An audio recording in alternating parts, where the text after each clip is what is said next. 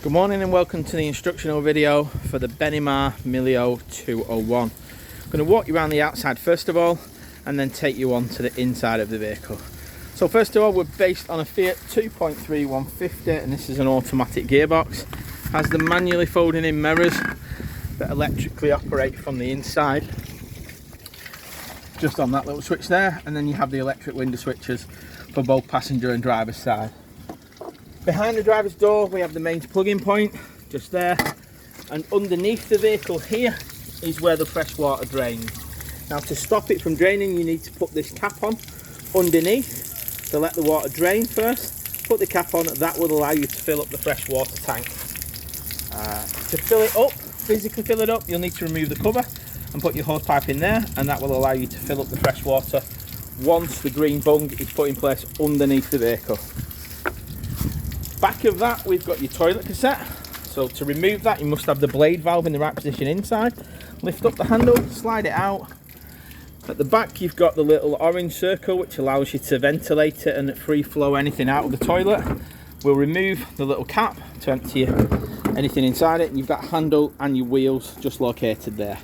Once you've cleaned it and it's ready to go back in position, to slide it in and make sure it just sits over them two little lugs there, and then lock that using the key that does most of the external lockers on the outside. Behind that we've got the truma vent for the boiler, so it does get warm, you don't need to remove any covers, but just make sure that you don't touch it, or make sure children are aware that this can get warm. Below that you've got a little symbol. This is for your wastewater, and to empty that you literally just pull the handle out to empty it and push it firmly in to close it, and that is your wastewater. Behind that we've got your entrance to the rear area where you will find your spare wheel, and on this side, the driver's side, you'll also see the mechanism to wind the bed up and down. So this handle will go onto the system there, and with two hands it will wind up and down to the desired height that you want. Please just be careful of anything inside the garage area when you're winding down, that you're not forcing anything on top of it. To this side as well we've got 12 volt main sockets. We've got all our main electrical items here. So from right to left we've got the main fuse box, in the middle we've got the main RCD breakers, and then to the left we've got the battery charger. So that is your electrical area. The boiler's located underneath this panel here, and the frost protection valve is just located low down here. Now on this particular model, as you see it at the minute, with a little nipple out at the top and the diamond pointing front to back of the vehicle and the blue circle out, it is emptying the boiler of any water. To fill it up, need to twist it, push the button in. Now the only time it wouldn't allow you to do that is in this area it is below 4 degrees. So if it's not, you'll have to run your heating for a bit first. There's heating into this area which would then allow you to press that in. Inside here the previous owners left mains cables, hose pipes, cab carpets, levelling charts, mats, external screens, and you've got your toolkit on the opposite side. On the back we've got the Fiamma bike rack for two, and we've got the camera system up there for reversing. On this side we've got another locker area here, and it's also fitted with a Fiamma awning. The pole is supplied with the vehicle, and I'll send you a separate video of how to operate the awning. The doors, so to close the doors, push that in, just put a bit of pressure on it and twist it, and then use the key to just pop it in place, and they will push fit to close. So with the key in, twist the key and then just press, and they should sit proudly in for you and hold tight, just like so. Forward of that we've got the gas locker compartment. Here we can get 2 gas bottles in, normally 2 6 kilograms. You've got your regulator that's mounted there.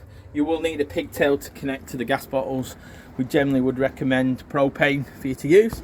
And again, close that, there's a vent for the gas to escape and a sticker to tell you what it is, and then you'd use the key just to secure that area. Again, just a bit of firm push on it and then lock it in place just like so. In front of that we've got the fridge vents, so you can buy winter covers for these, and we've got the external barbecue point and shower point that's supplied with the vehicle. You do get a shower hose with it as well, and that's located just underneath there. The door itself does have a fly screen on, does have an awning light and does have a little blind for the windows. To open and close this, you lock it and it goes red, unlock it and it goes green. Behind that, we've got diesel filler point, just diesel on here, no AdBlue. And then in here, we've got the window switch, the Remis cab line, so if you're gentle with these, the concertina across, and then just pull across and meet in the middle and clip back in place just for your onward journeys. Underneath the seat, we've got a bit of storage under there. Engine battery is located under here, and we've got a glove box, passenger airbag, and a heated area just in there. Slide them back, just be gentle, just help it in and just clip it in just like so. The bonnet release catch can also be found just there. And to gain access to the bonnet, above the Fiat badge, we'll see there's a little yellow lever. Under here we've got negative point and your positive point just there. Oil and dipstick, and to the very left hand side we've got our screen wash just under the blue lid there. To close it, just gently close the area just like so. So I mentioned to you about that fresh water. Let me show you where it is. Now the water's stopped, I've popped it back on and you'll see that it's just there where the green cap goes on. That's for the fresh water to stop it from draining down. I've lowered the bed down as well in the interim period, and that is it. It's in its lowest position just there. Again, just lock it in place and then we're ready to move on inside. So on the inside, I've dropped the table down in the front area to show you where things are. I'll show you how to release that in a minute. Underneath that cap is where you will fill up your fresh water if you want to do that, and that is where your pump's located, just under this little slide area here. Now I've removed it to show you. Just sits on place just like so. If you want your passengers to have a bit more leg room, then you can slide that compartment in. When you want to use it back again as your storage, your leg room for the L shape, then you can just do that. And then I mentioned underneath there is where your pump and fresh water tank is located. So nice and neat. To do the table, if you're wanting to lift it up, you just move the little bar, which is this little bar here, to the front, and that will allow it to sort of go up and down. To push it down, you just need to firmly press on the top. And then there we are, set back up for your everyday use. Got the two travelling seat belts for the passengers. We've got a 12 volt and main socket just located there. Your tank heater switch just located down at the bottom there. And then the table does extend, so you just pull it out and then we'll extend to give you a larger dining and eating area. Lock it in place there. The overhead lockers will give you space for your belongings just there, and they just press down and that releases the fitting inside. Same with that one. Same with the ones in the kitchen. Exactly the same there. In here you'll find your aerial and solar panel chargers. Just there we've got a carbon monoxide and a smoke detector just on there. We close that habitation door, you'll find your main functions are all just to the right hand side as you're entering the vehicle. So to start with, you want to turn your power on, which is the green button. If you have nothing put on, it will allow the vehicle to charge from the solar panel and charge from the mains plug-in point. Must have them lights on.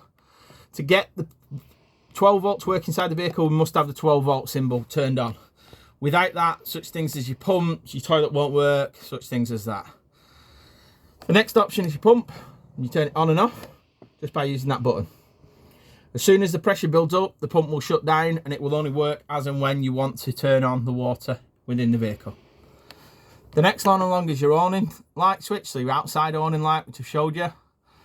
The next one along is your voltage or your battery levels for the habitation side, and again for the vehicle side, and then any fresh water level that's in there. Obviously we've dumped it as you've seen. And then the next button is the brightness of the screen. So if you press and hold it, it will either go up to the brightest or then start reducing it down to the lightest level. The reason this is set, if people don't want to sleep with the lights on, they will be able to turn the actual brightness of the unit up or down to whatever they require. So that's your main control panel system for the van itself. Below that, we've got the Truma system, and this does your heating and your hot water. Always advisable to plug in to mains or turn on your gas before you turn this unit on.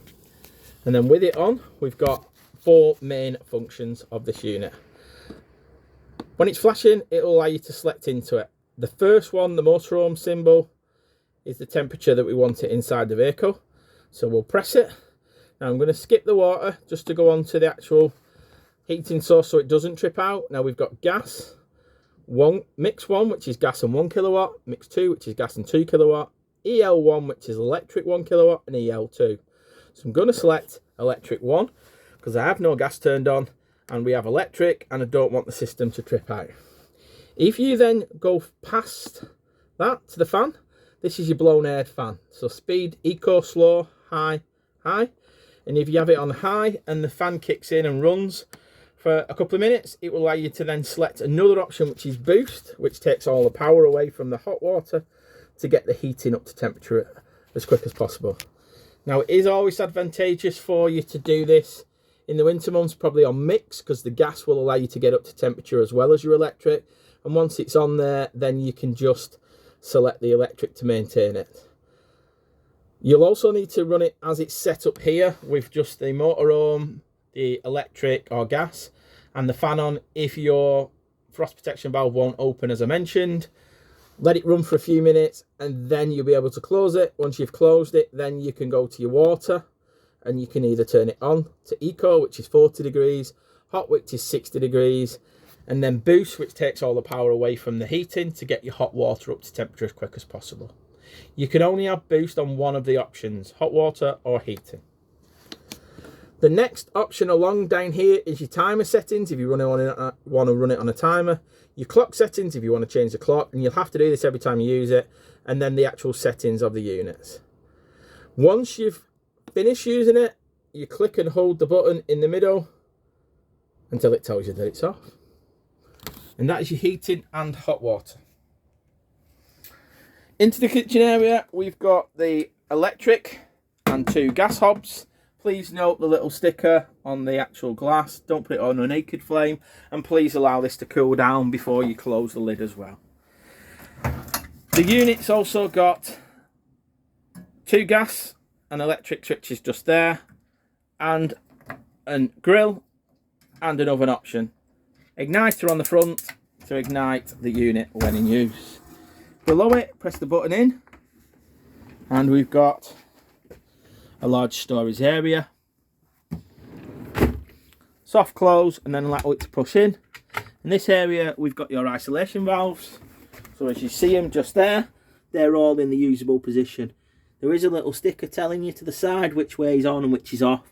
Only isolate it there if you're told to do so by someone that knows about the gas systems. Utensil drawer just in here. Above we've got the sink, and it does come with a drainer. The fly screens and the blinds all work the same way, all around the vehicle, and we've got some additional lights just up here that have been fitted for you in this area. Microwave only works off mains, so just be careful trying to use this if you're not hooked up to mains. And then we've got a double socket that's fitted there for your mains electric, and a bag with all the instructions just there. On the tap itself, it is marked just underneath here, hot and cold. Hot to the back, cold to the front. What you want to do is prime the system through the boiler, so once the frost protection valve's closed and you've got water in your tank, put the pump on, open that tap up, run the water through there. I'd also do it in the bathroom area, and again it's clearly marked just on there, until you get a steady flow of water. Once you've got that steady flow of water, you can go back to your heater controls and get the hot water working for you guys. Next to that, we've got the Dometic fridge. Now it is a manually selecting fridge on this particular unit. Turn the unit on and then select the source that you want. Mains electric like we are at the minute. Gas if we're hooked up to, if we've no hookup and we're wild camping. And the battery will only work on 12 volt when the engine's running. We've got the temperature control of how cold or hot we want it.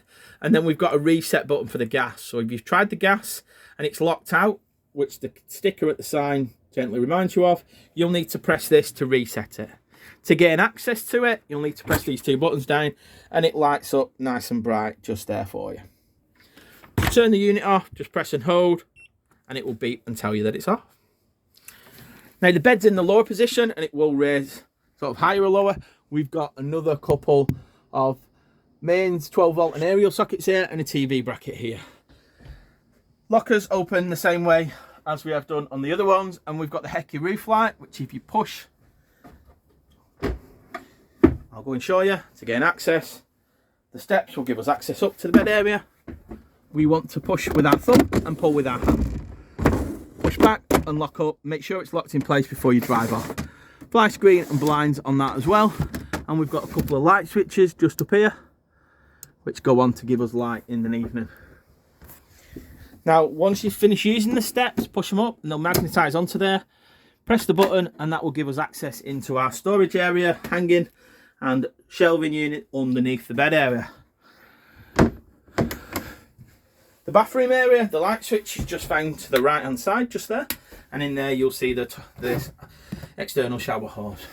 We've got storage just up here. We've got your toilet, and I mentioned at the beginning of the video the blade valve. This is controlled by this valve here. Pull it to the back and it will open the valve just in there. Pull it to the front and it will close it. That way at the front will allow you to pull the toilet out. The opposite way to the back will not. So front to pull the toilet out, and we've got a flush button just down there, blue button, and an indicator to tell you when it is filling up. The toothbrush holder and soap holder is just there. Your shower head is there, which locates into here. Now to move the shower, you'll need to release the two little buckles, pinch it, and then pinch it. That will then allow you to slide the unit around and it extends. So first section, second section, and then slide it around just to screen off that area. Yeah, do the reverse to put it away. Before you drive off, just make sure that you've clipped back in on each of the buckles, and the door for the bathroom area just slides around.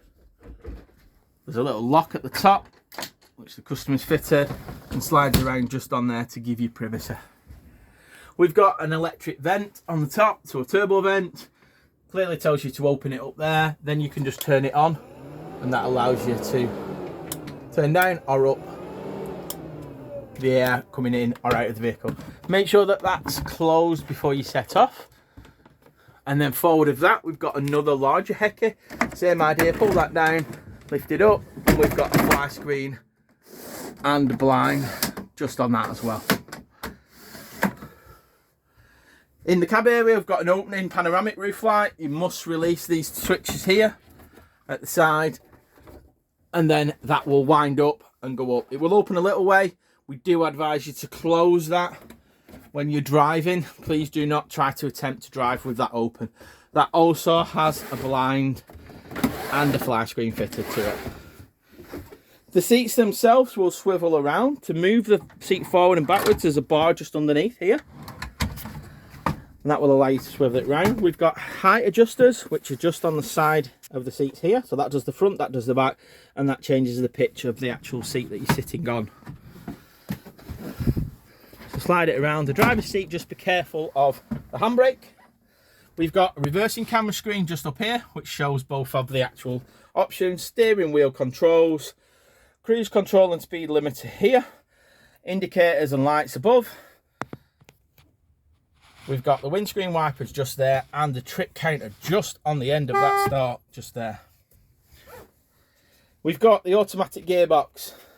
So I'll show you more on that on the day, but basically we've got auto and manual, we've got neutral, and then we've got reverse.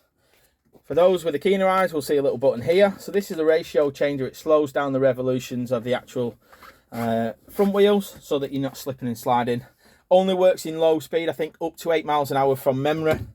So turn it off. Traction plus, hill descent, hazard lights, lock buttons, which will do the cab doors. air conditioning, and then we've got the entertainment system from Fiat, which has got the radio, the media functions, which plug in just down there, the Bluetooth option and the nav. We've also got a CD player in this particular one, and then we'll have the pull-up tablet or phone holder. Push it in, and then follow the levers to lock it in, and then push it back down, just like so. So that's the cab area. These little switches here, there's a switch just where my hand is, just there, to turn them on and off, should you want to do that. The carpets are fully removable, so you can remove them when you want to do that. And then on exiting the vehicle, we'll press this button and hold it, and it will turn everything off. Now, I hope you find the video useful, informative.